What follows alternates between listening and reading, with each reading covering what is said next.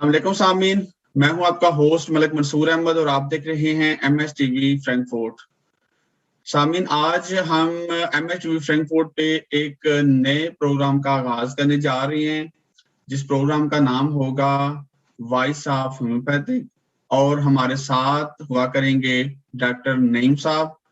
Doctor Naeem साहब जो हैं वो एक होम्योपैथिक डॉक्टर हैं और अरसा 20 साल से जो ये होम्योपैथिक डॉक्टर जो है वो ये काम ऐसे काम कर रहे हैं और इंसानियत की खिदमत कर रहे हैं। तो इंशाल्लाह हम इनके साथ जो है वो हर वीडियो में आपको दरपेश मसाइल का जो है हल जो है इनसे पूछा करेंगे और ये आप लोगों की रहनुमाई किया करेंगे। डॉक्टर नईम साहब का अपना भी यूट्यूब पे डॉक्टर नईम के नाम से चैनल है, आप उसको भी विजिट कर सकते हैं। वहां पे भी डॉक्टर साहब ने बहुत ज्यादा वीडियो जो है वो अपलोड की हुई हैं आपको पेश आने वाली हर तरह के मसले मसाइल की। आज हम जिस प्रोग्राम से आगाज करेंगे वो आंखों के अमराज के मुतालिक है। आंखों के अमराज जो हैं सामीन वो बहुत एक लंबा यानी टॉपिक है और इसके ऊपर हम काफी इंशाल्लाह वीडियो बनाएंगे। आज की हमारी वीडियो जो है वो है मायोपिया के मुतालिक है और ये आंखों की एक बीमारी है।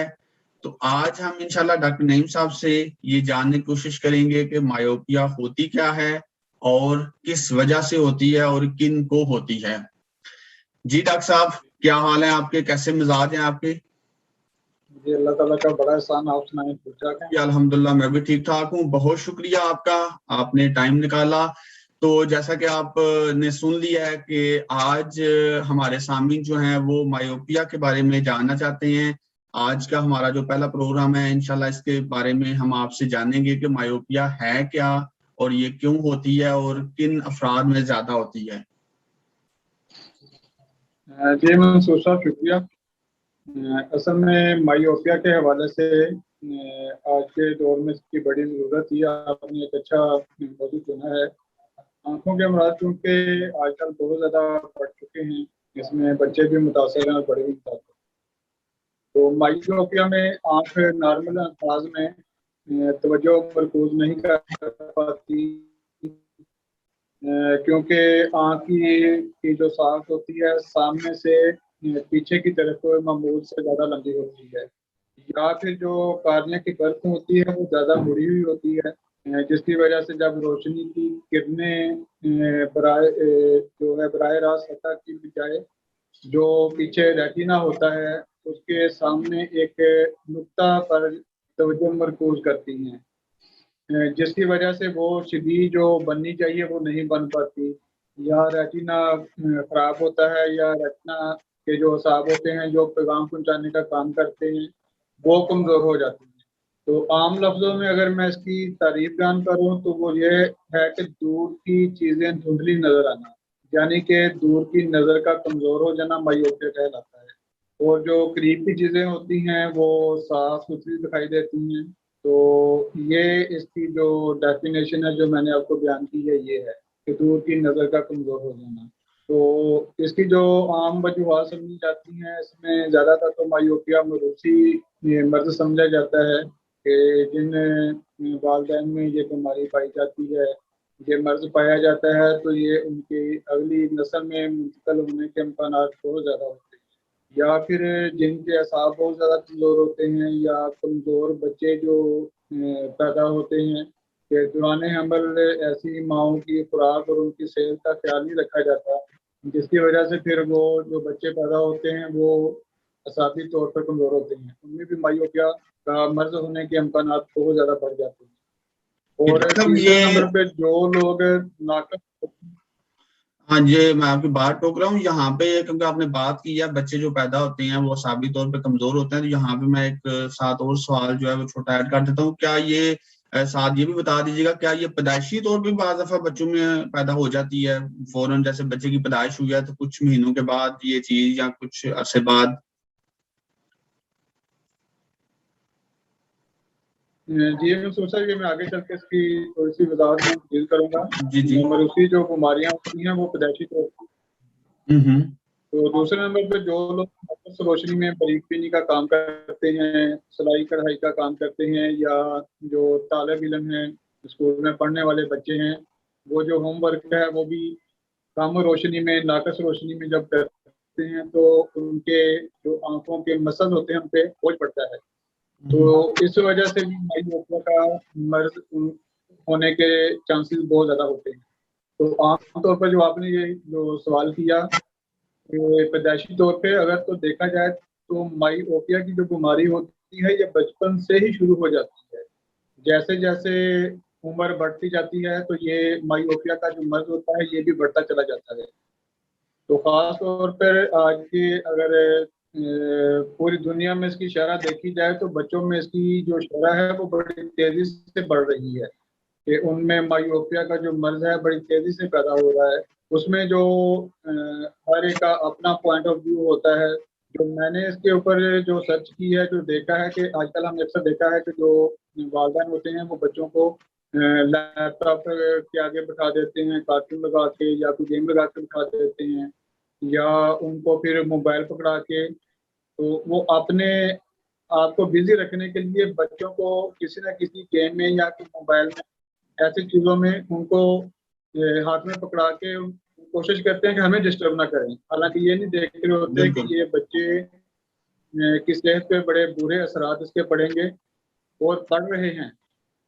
तो इसलिए ऐसे वालिदैन से भी मैं गुजारिश करूंगा कि अपने कामों की वजह से बच्चों की सेहत पे के साथ ऐसा ना करें कि उनको कभी भी लॉन्ग टाइम के लिए मोबाइल या लैपटॉप या कोई भी ऐसा प्रोग्राम उनको ना दें जिसकी वजह से उनकी नज़र पे असर पड़े। तो क्योंकि अगर हम देखें कि अगर हम 5 मिनट अगर मोबाइल को गौर से देखें, उसके बाद आप ज़रा एक साइड को देखेंगे तो आपको थोड़ा-सा धुंधला नज़र आएगा। तो यही वो चीज़ें होती हैं कि जो आगे जाके फिर माइओपिया का जो मर्ज़ है उसको पैदा करने का सबब बनती हैं। तो इसलिए ये जो एक मुख्तसर सी जो मैंने आपको इसकी डेफिनेशन और इसकी वजूहात बताई हैं, ये इसकी मेन वजूहात। ठीक है। बिल्कुल डॉक्टर साहब, अब क्योंकि आपने सारा कुछ इसमें बता दिया है तो अब हम मेन चीज की तरफ आएंगे जो कि है होम्योपैथिक में इसकी क्या इलाज है।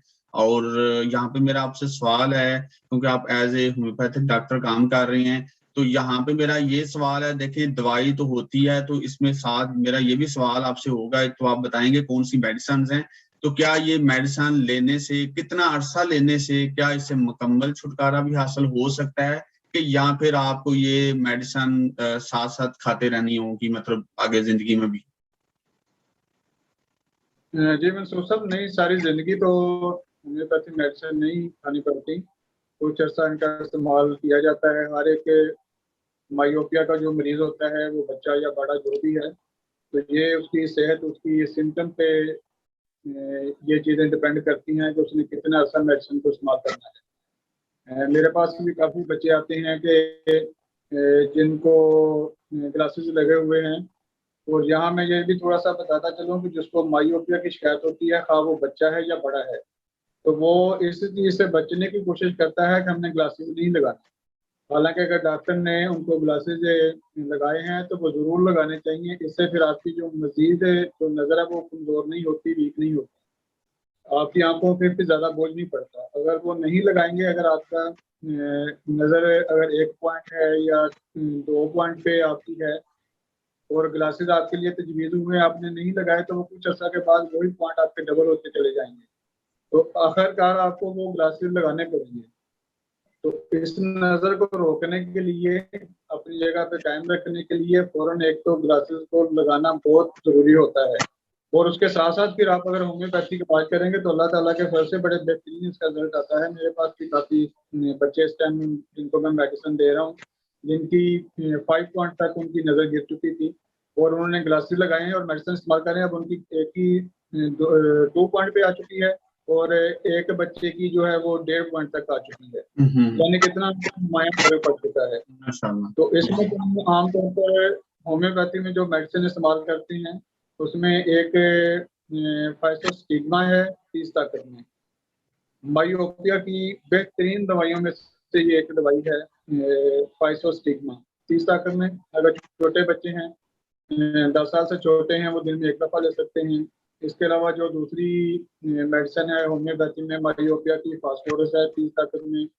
वो भी बड़ा बेहतरीन काम करती है, खासकर जिनके रेटिना जो खराब हो चुका होता है, रेटिना के जो साथ हैं जो प्रोग्राम लेकर आगे जाने वाले हैं वो कमजोर हो चुके हैं, रंगों में वो फर्क नहीं कर पाते, तो वहाँ हमने देखा है कि फास्फोरस 30 तक में बहुत अच्छा काम करती है।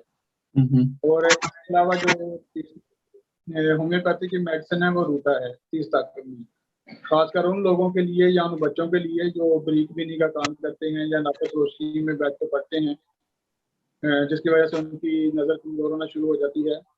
तो ऐसे लोगों के लिए जो रूटा है बड़ी बेहतरीन दवाई है। इसके अलावा एक ओलियम एनिमल मेडिसिन है 30 ताकत में, वो बड़ा बेहतरीन काम करती है।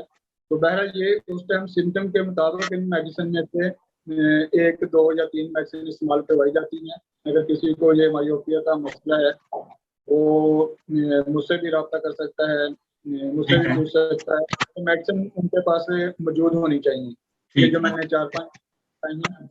और उसमें एक डालने के लिए एक ड्रॉप होता है सैनिरेरिया मैरिटीमा, ठीक है, वो बाजार भी मिल जाता है। अगर बाजार से ना मिले तो उसको आप खुद भी घर में तैयार कर सकते हैं कि सैनिरेरिया मैरिटीमा का मदर टेंशन मिल जाता है।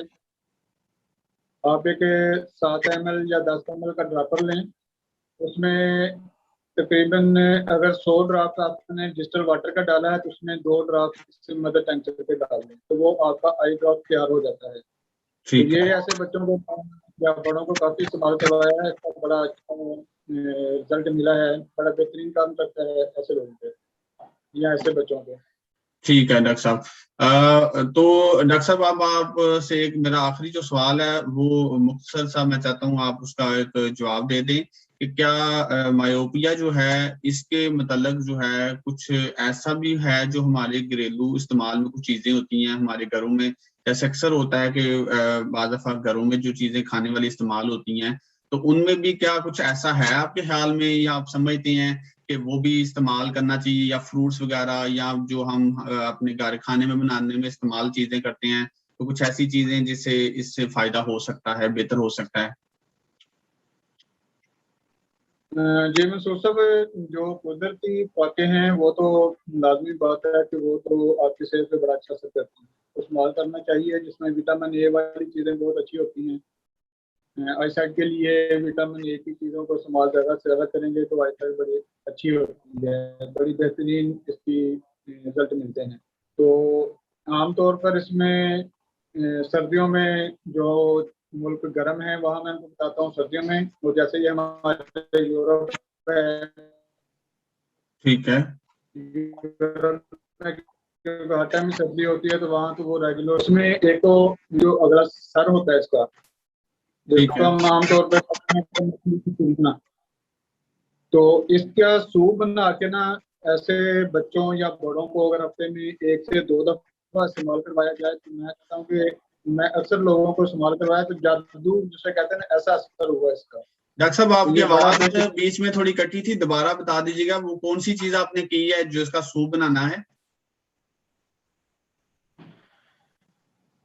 इसमें जो ये आमतौर पर फिश की जो आगे वाला सर होता है ना जो जी जी जिसको हम आमतौर पर मछली कहते जी जी। हैं, वो ले लें तो ये लेके उसका सूप बना लें, जैसे हम आम सूप बनाते हैं अच्छा किसी अच्छा अच्छा, मीट का ठीक है, किसी चीज का, ठीक है जी। उसका सूप बना के अगर आप 1-2 दफा ऐसे जो मरीज है मायोपिया का उसको इस्तेमाल करवाया जाए तो बड़ा बेहतरीन उस पर इसका असर होता है। ठीक है, दूसरे नंबर पर लोग आमतौर पर जो बताते हैं सौंफ का इस्तेमाल, बादाम का इस्तेमाल, वो भी ठीक है। और इसके अलावा एक देसी में मैं आपको बताता हूँ कि घर में हम लोग हलवा बनाते हैं, जी जी, गाजर का हलवा, वो मैं थोड़ा सा यहाँ बता देता हूँ कि वो अगर इस्तेमाल किया जाए तो उसका भी बड़ा बेहतरीन इन मेडिसिन के साथ मैंने देखा है, मैं अक्सर लोगों को बताता भी हूँ ये ठीक है, गाजरें ले लें और उसको जैसे हलवा हम घरों में बनाते हैं वैसे ही बनाना है, लेकिन बनाना गाय गाय के दूध में है और जो मक्खन लेना है वो भी गाय का ही है। ठीक उसमें है, इसको बना के पका के इसको रखें और उसमें फिर बाद में बादाम है, पिस्ता है, अखरोट है, ये जो ड्राई फ्रूट है ये उसमें डाल के इसको महफूज रख लें। और अगर बच्चा है तो उसको रोजाना 1 से 2 चम्मच दूध के साथ दें, और अगर बड़ा है तो वो से डबल खुराक रोजाना शाम को ले लें अगर वहाँ मौसम अच्छा है। अगर गर्मियों का मौसम है, मौसम गर्म है, तो फिर उसको ज़्यादा इस्तेमाल ना करें, हफ्ते में 1-2 दफ़ा ले लें। लेकिन ठंडे मौसम के लिए अगर रोज़ भी ले लेंगे तो कोई हर्ज नहीं है, बड़ा ठीक है, बेहतरीन है, तो ये भी किया जाए। ठीक है, बहुत शुक्रिया डॉक्टर साहब। जी सामीन, जैसा कि डॉक्टर साहब ने आज माशाल्लाह मायोपिया के बारे में बहुत डिटेल के साथ इंफॉर्मेशन शेयर की है, ये कैसे होता है, किन लोगों को होता है, और इसके सद्देबाब के लिए कौन सी मेडिसिन जो है वो इस्तेमाल होती हैं, वो भी आप हमारी डिस्क्रिप्शन में भी वो मेडिसिन जो है मैं उनके नाम जो है वो मेंशन कर दूंगा। और साथ जो है आप जो है अगर आप डॉक्टर साहब से रहनुमाई लेना चाहते हैं, बहुत सारे मसले मसाइल होते हैं जो बंदा कमेंट बॉक्स में नहीं शेयर कर सकता, तो डॉक्टर साहब का व्हाट्सएप नंबर जो है वो मैं शेयर कर देता हूँ, अपना भी व्हाट्सएप शेयर कर देता हूँ। और यहाँ पे मैं रिक्वेस्ट करूंगा अपने तमाम देखने वालों से कि आपने अगर डॉक्टर साहब से रब्ता करना है तो आप सिर्फ व्हाट्सएप पे मैसेज कर सकते हैं, और मुझे भी व्हाट्सएप पे मैसेज कर सकते हैं। आप कॉल ना करें, क्योंकि बहुत ज्यादा जो फिर डॉक्टर साहब जो हम मसरूफ भी होते हैं, इसलिए वो जब आपका मैसेज देखेंगे तो आपको रिप्लाई कर देंगे। तो आज का प्रोग्राम जो है वो हमारा इख्तिताम पजीर हुआ है, और उम्मीद करता हूँ आज के प्रोग्राम में जिन लोगों को मायोपिया का मसला है, बड़ी हद तक डॉक्टर साहब ने उनको सारी चीजें क्लियर कर दी हैं। देसी तरीके से जो होम रेमेडीज होती हैं उस पर भी उन्हें बता दिया कैसे आप इस चीज से फायदा उठा सकते हैं, और होम्योपैथिक इलाज भी बता दिया है। तो इंशाल्लाह यहाँ पे मैं एक और चीज मेंशन करता हूँ कि वो कमेंट जो आप लोग हमसे करेंगे सवालात की शक्ल में, तो इंशाल्लाह हम उनके ऊपर भी वीडियो जरूर बनाया करेंगे, क्योंकि नॉर्मल तो हम डिफरेंट टॉपिक्स के ऊपर जो है वो वीडियो बनाया करेंगे, लेकिन जब आपके सवाल भी कुछ हो जाया करेंगे तो फिर कुछ ऐसी वीडियो भी हमारी हुआ करेंगी जो सिर्फ सवालात जो आपके होंगे उनके जवाब डॉक्टर साहब दिया करेंगे। तो नेक्स्ट आने वाली वीडियो तक अपने होस्ट मलिक मंसूर अहमद और डॉक्टर नईम साहब जो हैं उनको इजाजत दीजिए। अल्लाह हाफिज।